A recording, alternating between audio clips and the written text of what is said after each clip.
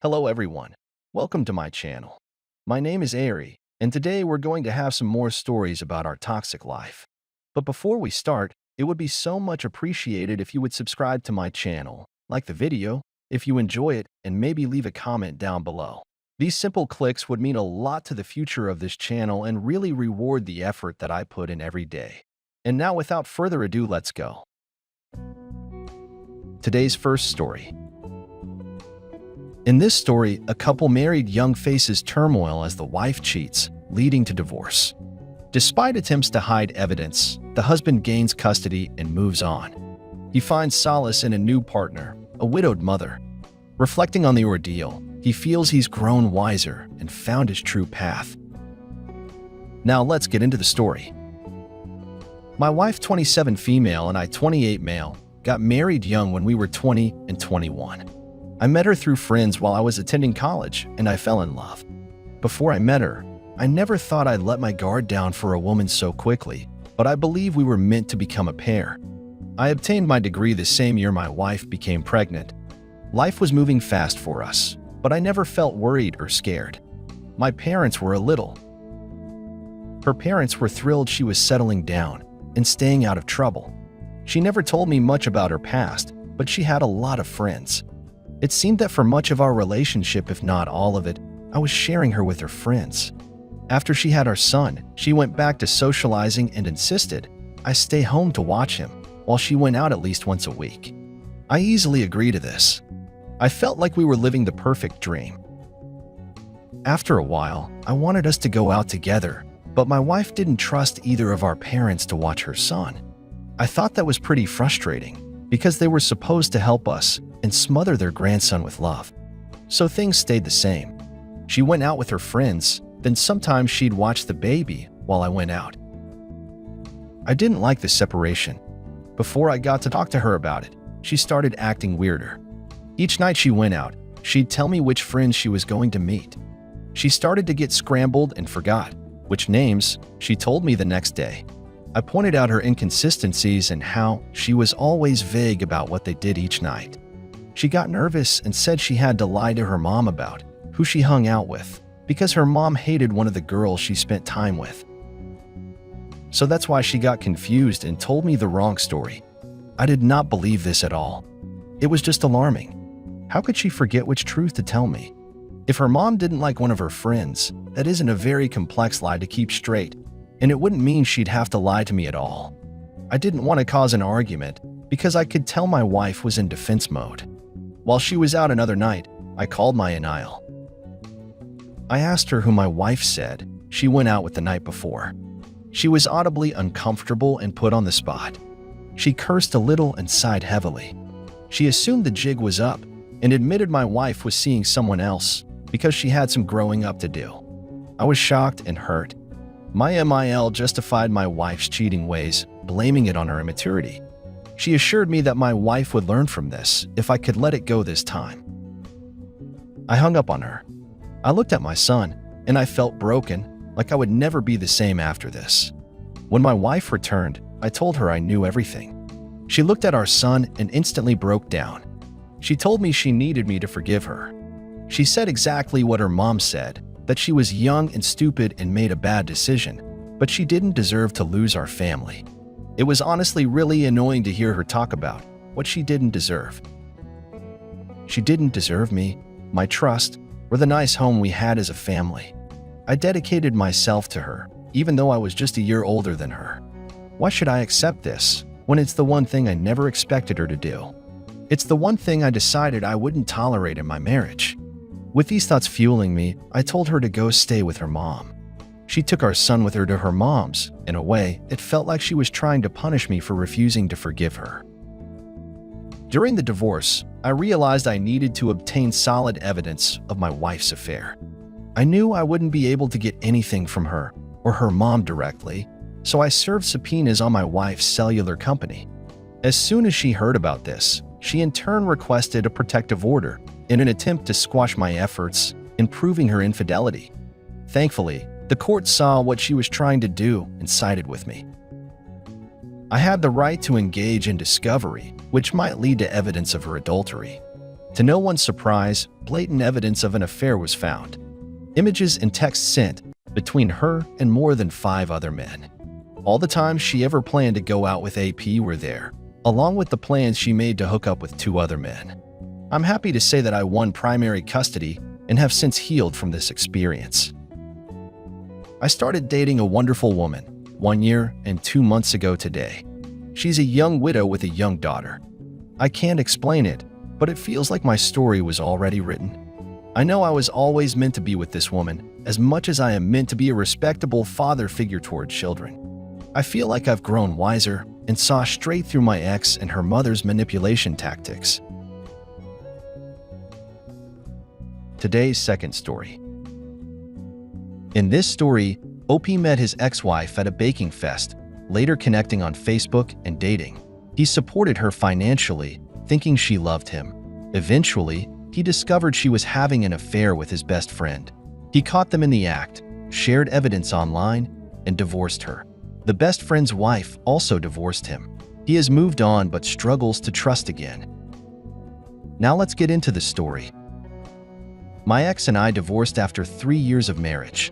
The first time I met my ex-wife was at a baking fest where she and her friends came to support one of the competitors, who was also her friend, and I happened to be her friend's cousin, the competitor. We got along well from that first night, but I didn't think we would see each other after that. Not until she coincidentally popped up on my Facebook's People You May Know, and I sent her a friend request. Luckily for both of us, she was online that evening, and she accepted my friend's request that night, and we started talking. From our conversation, I found out that she was a fresh college graduate, and she was job hunting at the moment, but she also worked part-time at a restaurant to pay her bills. I was into real estate myself, and my job required that I traveled almost all the time to check out clients' property and meet with clients who wanted to buy or sell too. I told her about myself too, and we seemed to get along. When we met, I had been single for more than 4 years and was looking for a partner, possibly a life partner, but I wasn't looking for the kind of girl who would be with me just because I was doing well financially. I wanted someone who actually loved me, and because of that, I lied about a couple of things I told her while I talked that night. As time passed, we continued to hang out, often whenever I was in town, and I fell in love with her as we continued to see each other. In less than 3 months of always hanging out, I asked her out, and she said yes. It was after she said yes to me that I began to open up to her, and this was because I was getting more comfortable with her and being around her. Since I was always barely in town and rented a comfortable apartment, I asked her to move in with me so we could always be together, and she agreed. Right from when we started talking on Facebook, I told my best friend about her and how much I liked her, and he encouraged me to make things work out between us, which it did. And since I was only sometimes in town, I would ask him to occur to me and ask her occasionally stop by the house on his way back from work and check on her for me. She became my world, and I adored everything about her. Her smile was infectious, bringing life to every room she stepped into. Even my mom, who was selective regarding women, loved her at first sight. After searching for a job for a long time, she could not find one. I asked her to stop hunting and started giving her money monthly. It was equivalent to the salary she would get if she worked, and I even added bonuses every time she made me happy. So all she did was stay home, hang out with her friends, or do whatever she wanted aside from working. Our intimate life was great, and it was really one of the things I loved about her. When we met new, we explored together, and she always had a way of driving me crazy in bed. While all this happened, I bragged about her to my best friend, and I kept telling him how lucky I was to have met the perfect woman. He even advised me to propose to her, since I was the only bachelor in her circle, and he helped me pick the perfect ring. My wife and I dated for a couple of years before I popped the question, and she said yes. We had a beautiful wedding, and for our honeymoon, we went to a tropical island she had always been crazy about. Our honeymoon was a gift from my fellow realtors, including my best friend, and it was just amazing. Before marriage, we had agreed to not have kids immediately because I understood we would have to pause our lives for a while to raise a child, and I didn't want that. I wanted to enjoy myself with my wife before a child came. So we agreed to start having kids after 3 years, and after she continued taking her birth control pills. The first 2 years of our marriage were great, and I had the best memories from them. We did literally everything together when I was around. We ate, had baths, shopped, and took trips together. We even learned new skills and did our first skydiving together.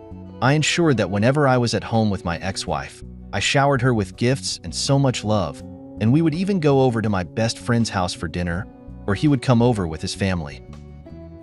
I loved that the relationship between my wife and best friend was getting more solid, and I loved to see them get along with each other, just like the big happy family I wanted us to be.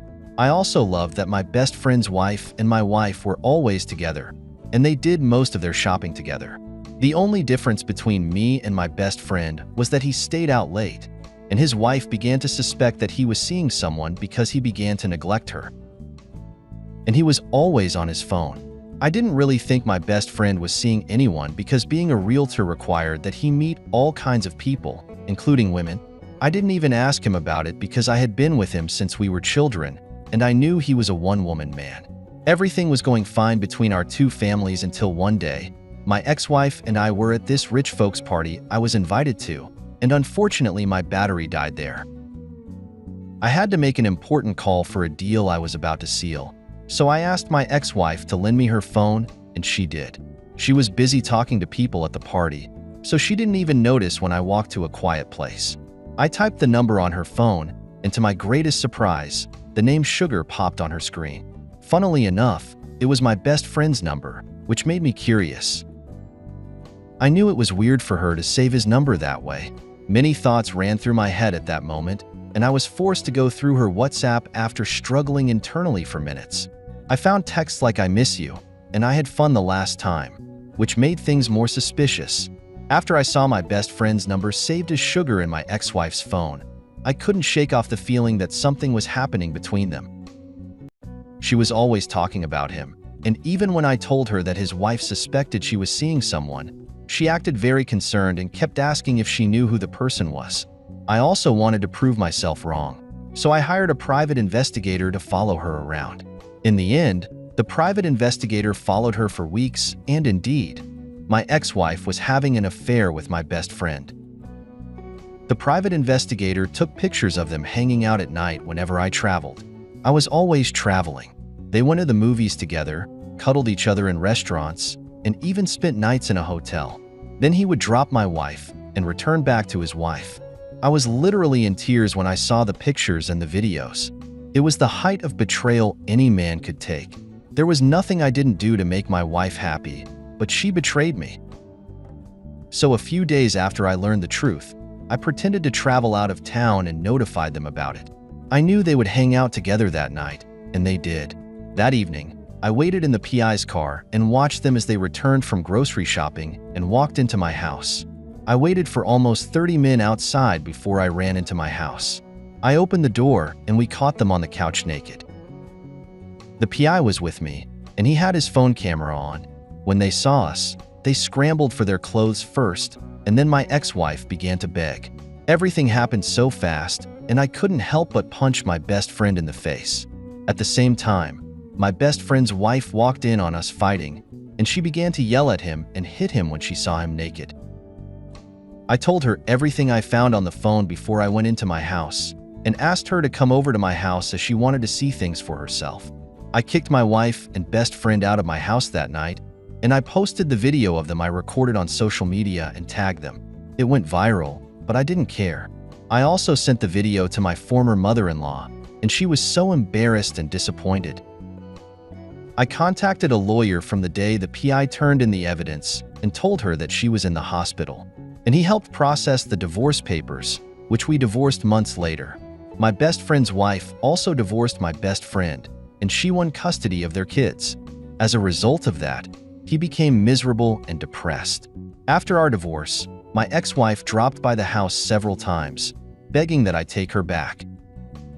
She had obviously tasted suffering and realized how much I made life easier for her when she was with me.